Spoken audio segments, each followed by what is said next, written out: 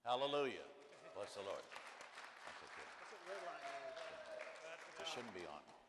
One of the great gifts is our God, and He's there all the time. And this is one time that He's really helped me in the past. But I'm going to tell you about a story here.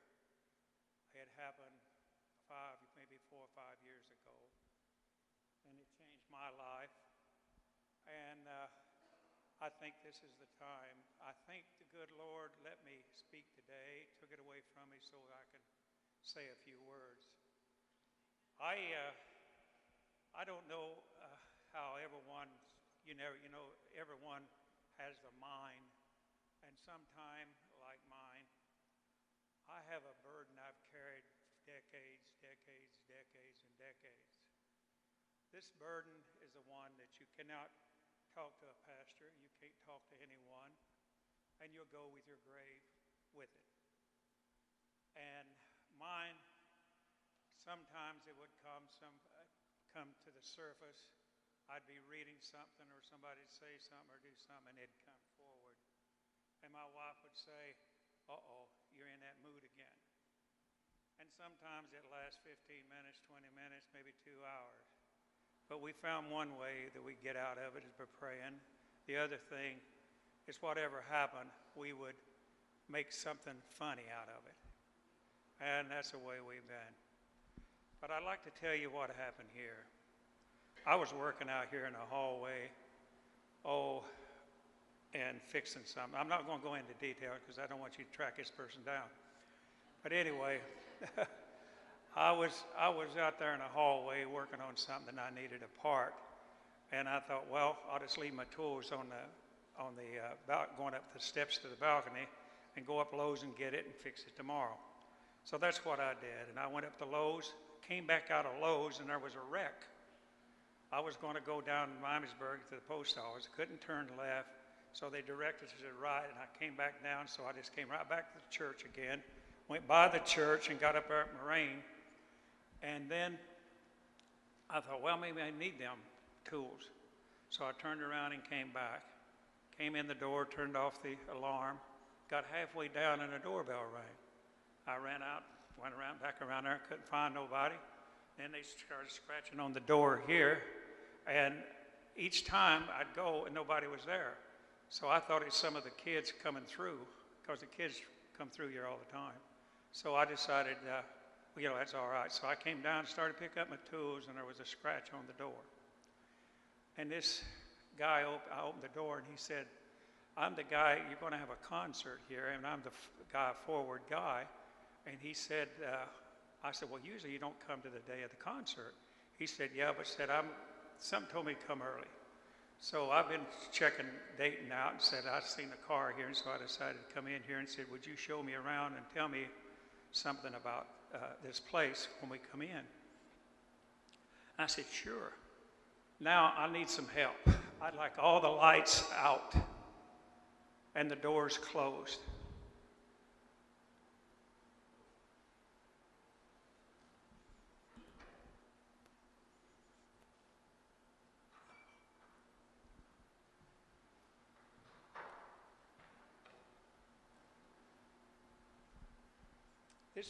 This was a cloudy day. It was a little darker than this, but anyway, the guy came in, and I said, you come in through this door here, and you can go to the left down here. And I said, do you need anything? And he said, yes, I do. He said, I'll need a table. And I said, well, I'll go get you a table. Just open the door and come on down. So I started down, then I heard him, a voice, and I thought he was talking to me. I opened the door on the right there, and started to flip on the lights. And I looked around, and the man was on his knees, and he was sobbing. Oh my God, you ought to have heard him. He was sobbing.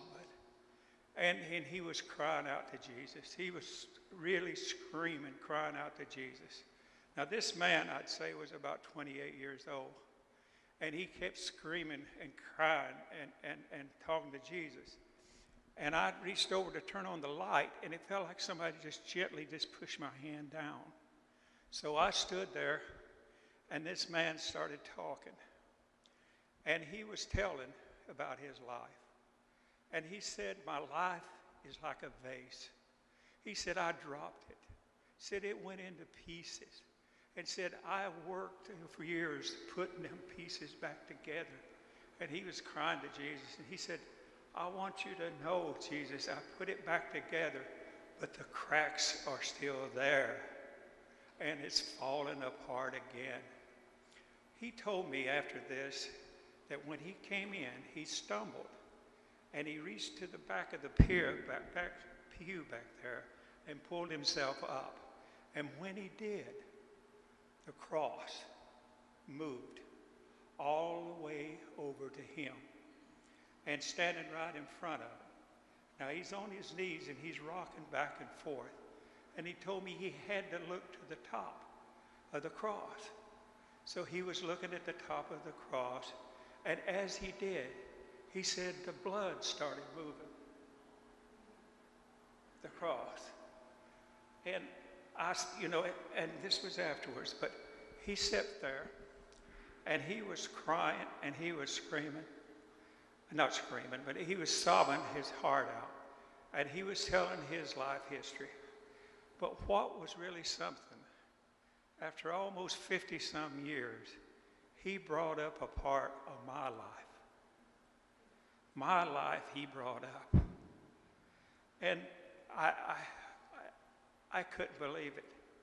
And he told all of his faults, and it was not good. But he gave it all out to Jesus. And then, as he talked, you've heard like two conversations. He would say, no, Jesus, I can't do that. No, Jesus, no, Jesus. And he kept right on going. I won't go into all the details because it's really something. But anyway, the man kept right on talking, and then all at once, it just like something come over him. He just started talking to Jesus. It was great. It was absolutely great. And he kept right on talking, and then I'll cut it short. He stood up, and when he did, I turned on the lights. He looked at me, and I looked at him. I'm crying, he's crying, and we're sitting there holding. And he started touching me on the chest. He's using his hands, touching. He's screaming, he's alive, Bill. He's alive. He's alive. Jesus is alive. And I told him then, I said, yes. Because he not only affected him, but he also infected me. It changed my life around on that part.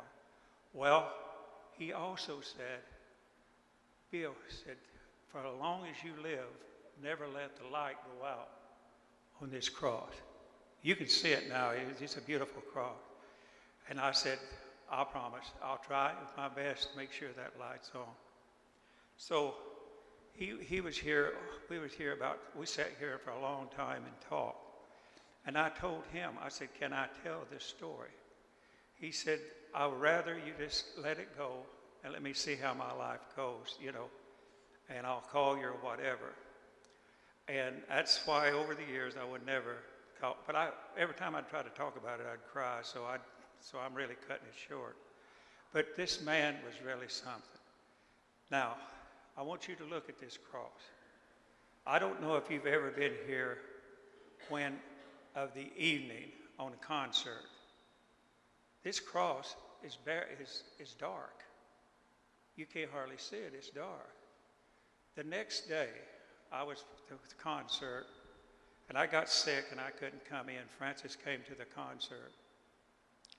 And I came about 8 o'clock, well, about 7:30, 8 o'clock that evening. I decided I was coming down here. So I came down here, and he come running down the hallway after me, and he hollered, Bill, the light's out, the cross is not lit. So I came in here, and I sneaked around, went down the bottom, back here, everywhere, hunting for a switch. And I did not know the place that well at that time. So the next day, I said, we'll find out about it. Next day, I asked. And so I asked about it. I think I asked the pastor. The pastor said, that's only done by God's sunlight. It is not that. So I went home and I told Francis, I said, I'm going to start me I got me a gallon jug and I started putting my change in it. I said, what I'm going to get, I want a solar powered light. God's light can do it in the day and it can also do it at night. So I started putting the money in there. I had another guy here who was going to help me. He wanted to put electric up. I said, no. Now I've told Mark about it. So Mark and sometime or other is going out and find a light. Well, I kept waiting and waiting to change it. And I put the money in the old gallon plastic thing. So, and I had to tape it because it was breaking. And one day it just broke. So I took the money and put it in there. I got $262 that I've kept that I'm going to buy this light. And we are, sometime or other, I don't know when, we're going to put us a light that even in that night, when people's here, that light, that will shine. And it's been a great experience for me. It changed my whole life. It made me a better man, a better Christian, and it really changed us. And my wife and I, we're having a wonderful time with it. I'm going to try to sing one song, then I'm leaving, okay? And we've already sang it here, but this is really important. On a hill far away stood an old rugged cross, the emblem of suffering and shame. And I love that old cross where the dearest and best for a world of lost sinners was slain. So I'll cherish the old rugged cross till my trophies at last I'll lay down. I will cling to the old rugged cross and exchange it someday for a crown. To the old rugged cross I'll forever be true. Its shame and reproach gladly bear. Then he'll call me one day to my home far away, and forever his glory I'll share. So I'll cherish the old rugged cross till my trophies at last I'll lay down. I will cling to the old rugged cross and exchange it someday